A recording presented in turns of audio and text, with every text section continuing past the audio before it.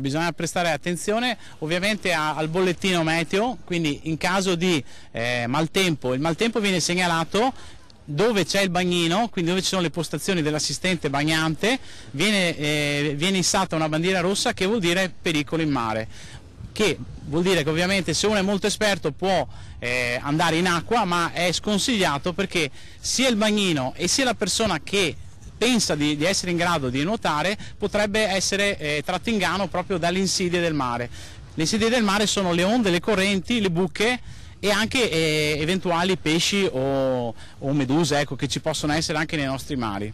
Questi i principali aspetti su cui essere maggiormente attenti quando si trascorrono le vacanze al mare. Piccoli accorgimenti da non sottovalutare, come evidenziano i bagnini della Federazione Italiana Salvamento Acquatico, sempre pronti per intervenire. Massima attenzione soprattutto ai bambini.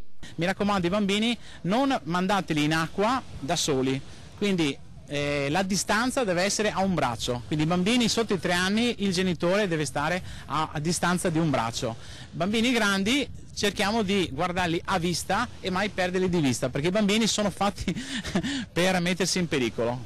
Il lavoro del bagnino richiede impegno e devozione, ecco perché si cercano sempre nuove leve anche attraverso il progetto Poseidone nelle scuole. Nelle scuole della provincia di Venezia, da quest'anno anche in quelle di Padova, fino adesso abbiamo quasi portato in acqua e fatto dei corsi di primo soccorso quasi 2000 ragazzi delle classi superiori, terza, quarta, quinta. Quest'anno abbiamo iniziato anche con le scuole medie, è stato un progetto anche patrocinato dalla Guardia Costiera di Venezia, ha avuto molto successo e ancora 2 anni fa un nostro allievo durante il corso Poseidone ha salvato la vita a una persona in strada.